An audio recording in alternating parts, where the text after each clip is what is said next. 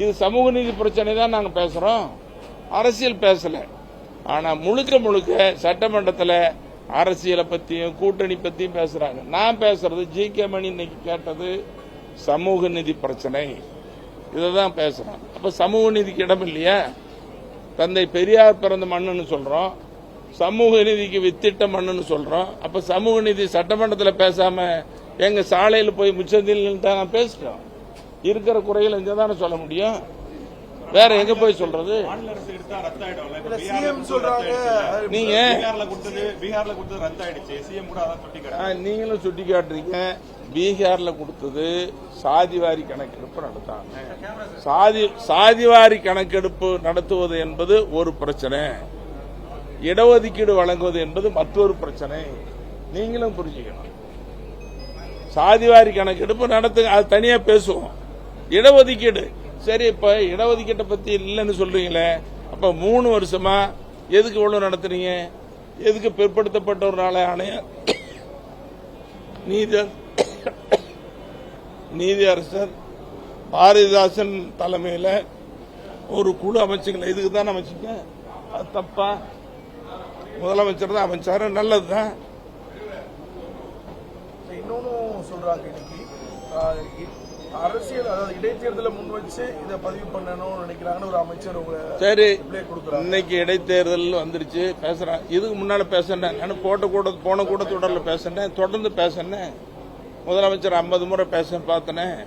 என் மருத்துவரையா வந்து முதலமைச்சரை பார்த்தாரு, எங்க மருத்துவர் அன்புமணி வந்து பேசினாரு. அன்னைக்கு அரசியல் இல்லையா? அன்னைக்கு இடைத்தேர்தல் இல்லையே? அன்னைக்கு நல்லா தானே பேசணும். அரசியல் பேசக்கூடாது. அரசியல் என்பது வேறு, கூட்டணி என்பது வேறு, தேர்தல் என்பது வேறு. சமூக நீதிங்கிறது அடித்தட்டில் இருக்கிற சமுதாயம் மேம்படுவதற்கு.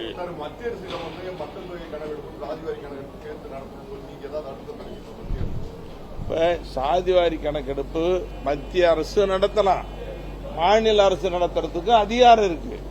இப்ப பீகார்ல எடுத்தாங்க, கர்நாடகா எடுத்துட்டாங்க, ஆந்திரா உத்தரவு போட்டாங்க, ஒடிசாவில் உத்தரவு போட்டாங்க. அப்ப மாநில அரசுக்கு அதிகாரம் இல்லையா?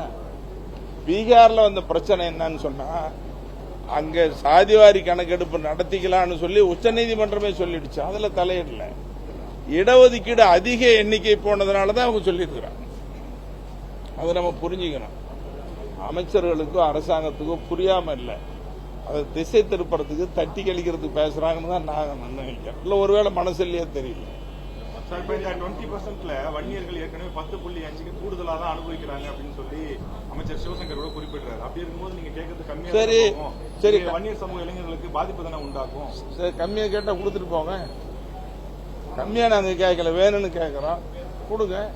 சரி, கம்மியா கேட்கறீங்க. இப்ப நான் சரியான கணக்கு 15, அன்னைக்கு கலைஞர் சொன்னாரு 15 வரும்னு சொன்ன, 15 கொடுங்க. 10.5 வேண்டாம், 15 கொடுங்க. நீங்க அமைச்சர் சொல்றாருன்னு கேள்வி கேட்கிறாரு நண்பர், அது 10.5 உங்களுக்கு குறைச்சிருக்குதுன்னு ரொம்ப குறைச்சிருக்கிறது அக்கறைப்படுறீங்க, மகிழ்ச்சி. அப்ப 15 கொடுத்துருங்க. ஆல்ரெடி 20 இருக்கு, 20 உங்களுக்கு போதுமானது இருக்கு அப்படிங்கிறாங்க. 20ல போதுமானதா இருக்குது இல்லங்கிறது தானே இப்ப நாங்க சொன்னது, அமைச்சர் சொன்னது, முதலமைச்சர் சொன்னது, கணக்கெடுத்தது, நீதிபதிகள் சொன்னதெல்லாம் இது வரைக்கும் நடந்தது தானே. ஆனா இன்னைக்கு பிரச்சனை என்னன்னா, தேர்தல் பிரச்சனைக்கு கூட்டணி பிரச்சனை இதையே பேசுறாங்க, சமூக நீதி பத்தி பேசல.